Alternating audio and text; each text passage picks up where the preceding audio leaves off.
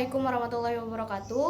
Perkenalkan, nama saya Windari, NPM saya 18 10 63 10 70 124. Di sini saya akan membuat video tentang materi-materi yang ada di biomekanika, dan saya akan menyangkut pautkan cabang olahraga basket dengan biomekanika. Nah, di sini saya akan menjelaskan pengertian biomekanika, pentingnya, fungsinya, gaya, titik berat, tuas, gerak atau motion.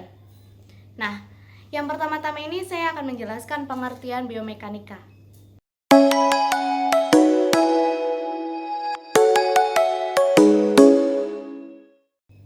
Nah, di sini saya akan menjelaskan biomekanika menurut para ahli. Yang pertama ini menurut Hertz, di mana Hertz menjelaskan bahwa biomekanika ini adalah ilmu yang mempelajari tentang struktur dan fungsi sistem biologis dengan menggunakan metode mekanika.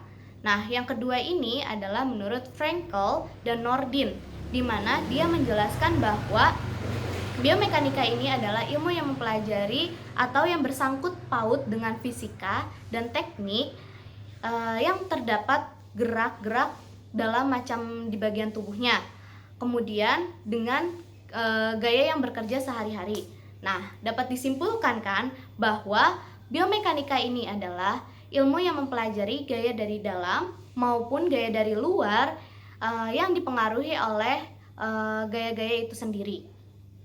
Nah, di sini terdapat fungsi biomekanika dalam cabang olahraga basket, di mana fungsi biomekanika itu sendiri adalah biomekanika itu adalah ilmu yang logis dan benar dalam mengevaluasi suatu teknik dari kasus-kasus atau penyebab-penyebabnya itu sendiri.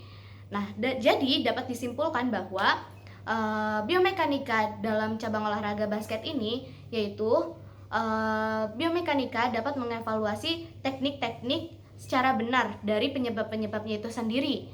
Contohnya seperti kita syuting, itu posisinya salah atau suatu tekniknya salah hingga menyebabkan cedera. Nah, dalam biomekanika ini sendiri akan dapat diperbaiki dengan suatu penyebab-penyebabnya itu sendiri. Nah, di sini terdapat fungsi biomekanika dalam cabang olahraga basket, di mana fungsi biomekanika itu sendiri adalah ilmu yang mempelajari satu-satunya logis dan benar dalam mengevaluasi suatu teknik dari kasus-kasus atau penyebab-penyebab itu sendiri. Nah, jadi fungsi biomekanika dalam cabang olahraga basket ini adalah biomekanika mampu mengevaluasi suatu teknik dari penyebab-penyebab itu sendiri. Contohnya seperti kita melakukan syuting nih, tekniknya salah atau gerakannya salah, jadi dia akan menyebabkan suatu cedera. Maka dalam biomekanika ini dapat mengevaluasi gerakan itu menjadi benar dari suatu penyebab-penyebab yang disebabkan oleh kesalahan saat syuting itu sendiri. Nah, di sini terdapat pentingnya biomekanika. Kenapa sih penting biomekanika itu? Karena fungsi biomekanika itu sendiri adalah ilmu yang logis dan benar dalam mengevaluasi suatu teknik dari kasus-kasus dan penyebabnya itu sendiri.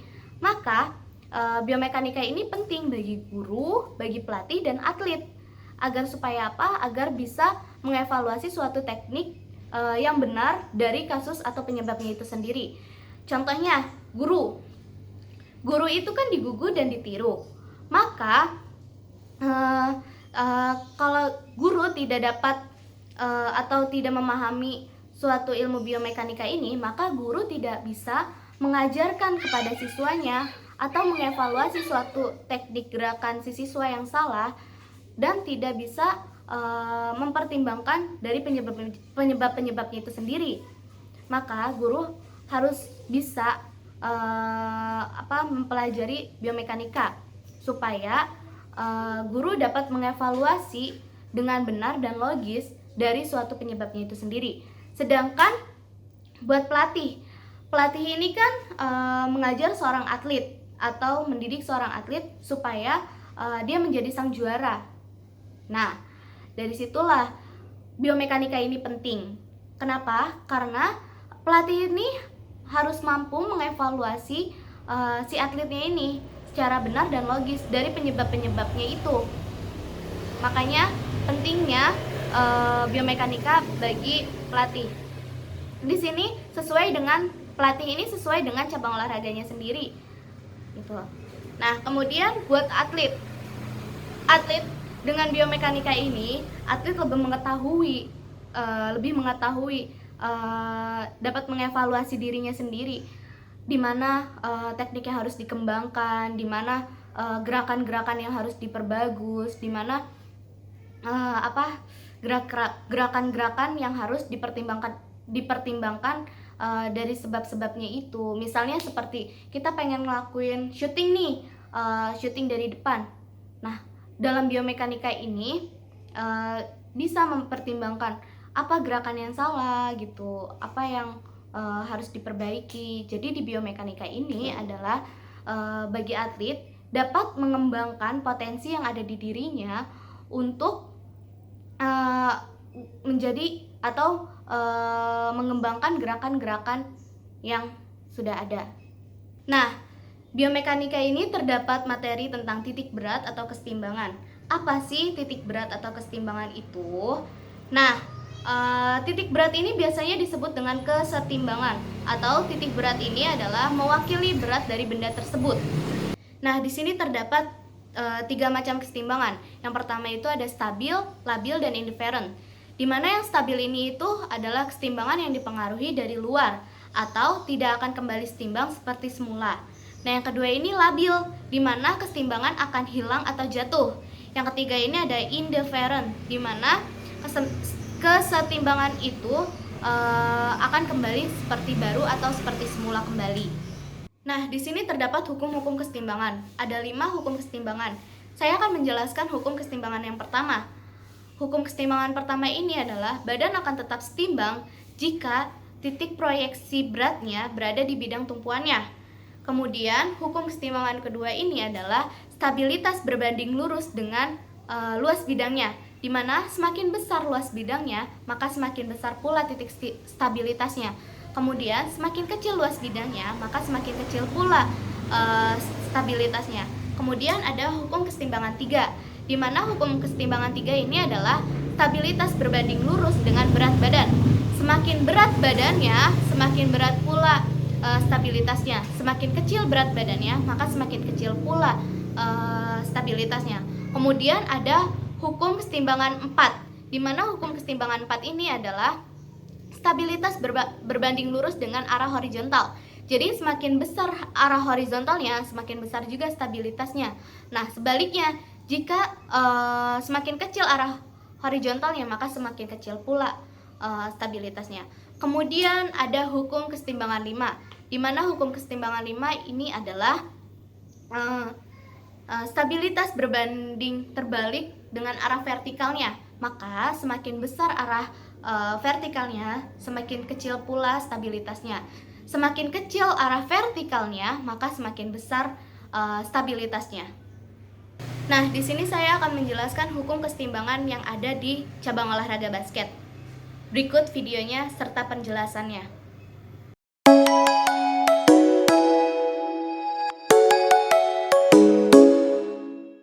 Nah, fungsi biomekanika ini, misalnya kita ingin melakukan shooting dalam cabang olahraga basket. Misalnya dengan kesalahan kasus penyebabnya kita melakukan seperti ini. Nah, seharusnya dengan biomekanika ini kita bisa mengevaluasi kesalahan kita di mana dengan penyebab-penyebabnya. Nah, penyebabnya tadi sudah jelas bahwa kita melakukan syuting dengan tangan seperti ini. Seharusnya kita melakukan syuting itu posisi badan lurus, lalu tangan membentuk T dan V seperti ini. Kemudian badan kita seperti meloncat untuk menambah tenaga, dan tangan seperti ini. Seperti ini. Nah, jangan lupa tangan itu seperti V-throw. Nah, pentingnya biomekanika ini bagi kita seorang guru, kita dapat mengevaluasi siswa kita. Misalnya siswa kita melakukan dribble seperti ini, maka kita dapat mengevaluasi sebagai guru bahwa kita mengajarkan kepada siswanya bahwa dribble yang benar tuh seperti ini.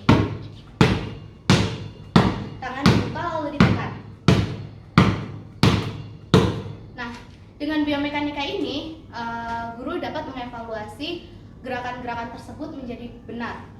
Nah, kemudian untuk pelatih ini dapat mengevaluasi teknik si atlet. Jika teknik si atlet ini salah, maka si pelatih ini wajib untuk mengevaluasinya dengan benar dan logis. Nah, selain mengevaluasi teknik, maka pelatih ini dapat menjelaskan apa fungsi-fungsinya saat melakukan syuting. Misalnya kita melakukan syuting seperti ini. Nah, apa sih yang berfungsi? Fungsinya itu untuk memperkuat otot bicep dan tricep, deltoid, dan hamstring dan quadratus. Nah, untuk atlet tersebut pentingnya itu seperti mengembangkan teknik-tekniknya yang seperti biasa. Contohnya itu seperti syuting, yang biasanya syuting itu seperti ini, maka seorang atlet tersebut bisa dapat melakukan teknik syuting dari belakang seperti ini. Dikarenakan fasilitasnya tidak ada, jadi mungkin kurang maksimal. Nah, kemudian apa sangkut pautnya hukum kesetimbangan dengan cabang olahraga basket? Nah, hukum kesetimbangan satu itu ketika badan akan tetap setimbang ketika titik proyeksinya itu tetap berada di tumpuannya. Misalnya kaki tumpuannya. Kita melakukan shooting ke tembok atau ke ring, anggaplah itu ring ya. Maka kesetimbangan kita akan tetap setimbang. Seperti itu. Dapat dibuktikan bahwa kita saat melakukan syuting ke depan, maka titik kesetimbangan kita akan tetap setimbang. Nah, hukum kesetimbangan 2 juga terdapat dalam cabang olahraga, di mana teknik defense menjaga atau saat bertanding kita menjaga musuh. Supaya apa? Supaya bola itu gampang direbut dan bola itu tidak mudah direbut. Seperti contohnya seperti ini, seperti ini, seperti ini, seperti ini. Karena defense itu termasuk hukum kesetimbangan 2. Nah, hukum kesetimbangan 2 ini kan stabilitas berbanding lurus dengan luas bidang. Semakin bidangnya luas, maka hukum kesetimbangannya atau stabilitasnya akan besar. Jika luas bidangnya itu sedikit, maka stabilitasnya akan kurang. Seperti ini. Dan seperti ini kan berbeda.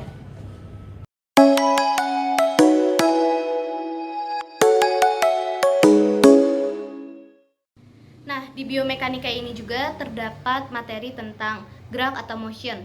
Apa sih gerak itu? Gerak itu kontraksi yang ada di tubuh manusia. Contohnya itu seperti mengedipkan mata, menggeleng-gelengkan kepala, atau menggerakkan tangan. Itu sudah disebut dengan bergerak. Nah, di gerak motion ini terdapat kecepatan, percepatan, dan gerak angular. Saya akan menjelaskan tentang kecepatan gerak. Nah, kecepatan gerak ini terdapat rumus. Rumusnya itu V sama dengan S per T, di mana V itu kecepatan gerak, S itu jarak, dan T itu waktu. Nah, di gerak motion ini terdapat percepatan, di mana ada rumus A sama dengan VT dikurang V0 per atau dibagi T, di mana A itu percepatan, VT itu kecepatan akhir, dan V0 adalah kecepatan awal, T itu waktu. Nah, di sini ada rumus gerak dipercepat, di mana rumusnya VT sama dengan V0 ditambah AT. S sama dengan V0T ditambah setengah AT. Jadi, gerak dipercepat ini mendapat rumus VT kuadrat sama dengan V0 kuadrat ditambah 2AS. Nah, kemudian ada rumus gerak diperlambat, di mana VT sama dengan V0 dikurang AT.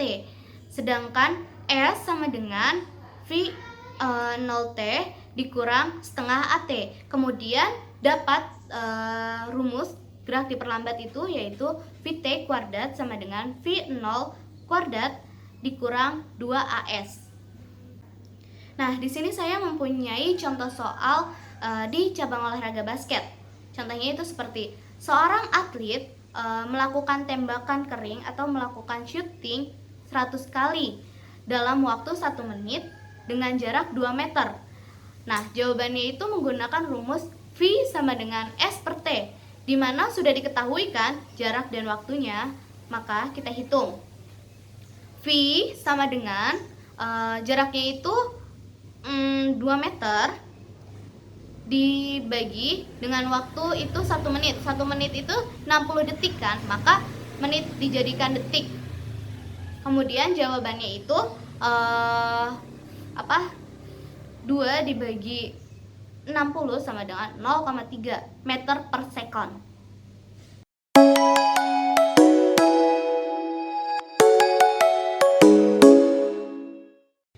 Nah, di sini saya akan menjelaskan materi tentang gaya. Apa sih gaya itu? Gaya itu adalah sesuatu yang menyebabkan perubahan keadaan dari benda diam menjadi bergerak atau benda gerak menjadi diam, atau perubahan yang terjadi antara perubahan bentuk dan kecepatan. Nah, di sini ada macam-macam gaya. Macam-macam gaya itu banyak sekali, tapi saya akan menjelaskan 4 macam gaya. Yang pertama itu ada gaya berat atau gaya gravitasi. Gaya berat atau gaya gravitasi ini adalah gaya yang disebabkan oleh gravitasi bumi. Contohnya itu seperti menjatuhkan bola, pokoknya apapun benda yang dijatuhkan ke tanah, maka itu terjadi gaya gravitasi. Kemudian ada gaya gesek, di mana gaya gesek ini adalah gaya yang saling bergesekan antara permukaan yang sama. Contohnya seperti mendorong meja, mendorong kursi, dan sebagainya. Kemudian ada gaya tahanan, di mana gaya tahanan ini adalah gaya yang disebabkan adanya tahanan-tahanan atau hambatan-hambatan yang terjadi. Contohnya itu seperti kita melempar bola nih ke rumput, maka akan tertahan dan lama-kelamaan akan diam. Kemudian ada gaya kontraksi, di mana gaya kontraksi ini terjadi pada tubuh manusia. Contohnya seperti kita berenang, maka gaya kontraksi itu otot-otot akan berkontraksi di dalam tubuh manusia ini, seperti bicep, tricep akan berkontraksi gitu saat melakukan gaya bebas, seperti itu. Nah, di sini saya akan menjelaskan gaya-gaya yang terdapat pada cabang olahraga basket. Berikut videonya.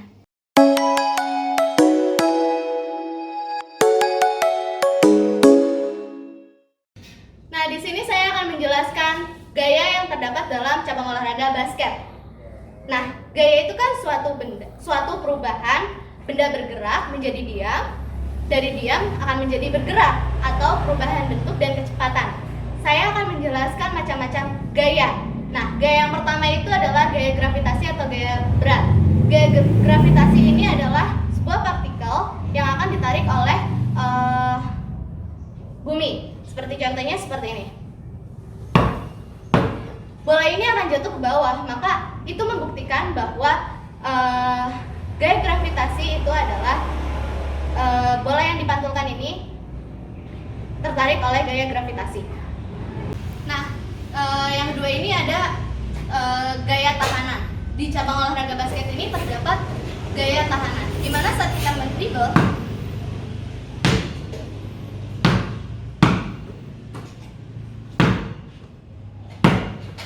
maka akan tertahan dengan tangan.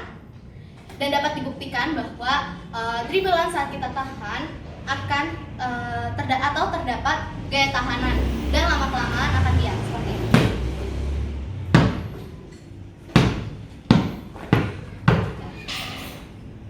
Kemudian dalam cabang olahraga basket ini terdapat juga gaya kontraksi. Di mana gaya kontraksi ini saat kita mendribble, maka yang berkontraksi itu yang di dalam tubuh kita, seperti yang berkontraksi otot bicep dan tricep, hamstring dan quadratus, dan otot-otot yang lainnya. Nah, di sini ada cara memadukan gaya. Ada 3. Yang pertama itu gaya linear, gaya kongruen, dan gaya paralel.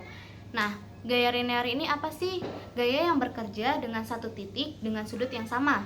Sedangkan gaya kongruen adalah gaya yang bekerja dengan satu titik tetapi sudutnya berbeda. Nah, sedangkan gaya paralel adalah gaya yang bekerja dengan garis yang sama tetapi sudutnya berbeda.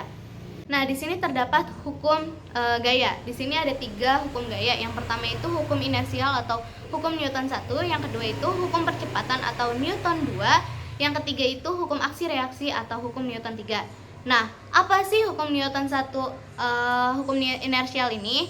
Hukum Newton 1 itu menyatakan bahwa benda diam akan tetap diam dan benda bergerak akan tetap bergerak secara konstan jika resultan gayanya itu bergerak atau bekerja. Nah, kemudian ada hukum percepatan. Hukum percepatan atau Newton 2 ini adalah berbanding lurus dengan gaya. Jika semakin besar gaya, maka semakin besar juga percepatan. Semakin kecil gaya, maka semakin kecil juga percepatannya. Nah, kemudian di sini ada hukum aksi reaksi atau hukum Newton 3. Nah, hukum aksi reaksi atau hukum Newton 3 ini adalah di mana setiap ada aksi maka ada reaksi. Contohnya saat kita melempar bola, maka melempar dan menangkap bola, maka kita melempar itu aksi dan menangkap itu reaksi.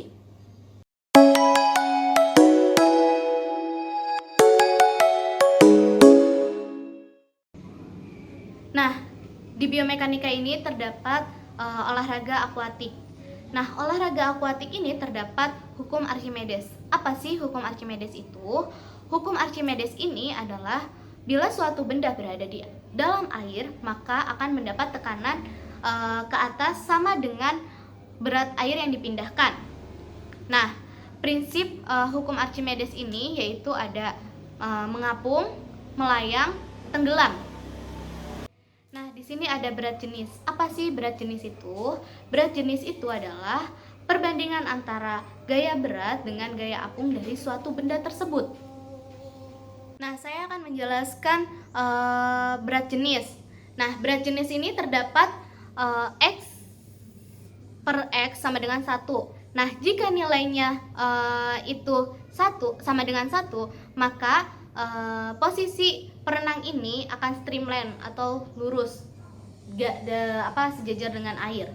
Nah, jika kurang dari 1, maka posisi badan si perenang ini akan turun ke dasar paling dalam. Nah, atau bisa disebut dengan menyelam. Nah, yang lebih dari 1 itu posisi badannya akan naik ke atas atau dia akan bisa mengapung.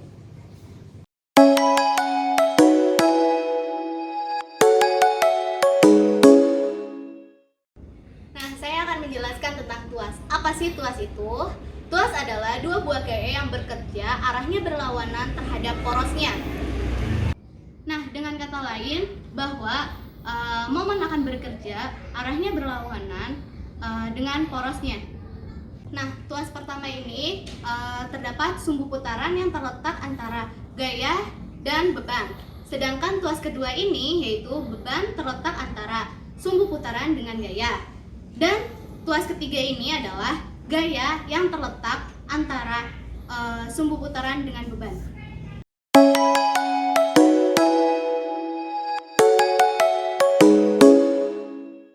Nah, kemudian di sini di cabang olahraga basket ini terdapat tuas kedua. Di mana tuas kedua itu adalah saat kita melakukan shooting, maka beban kita akan terdapat sumbu putaran dengan gaya. Contohnya seperti ini. Sumbu putaran terletak di bahu, sedangkan gaya yang kita hasilkan yaitu gaya dorong ke depan. Seperti ini.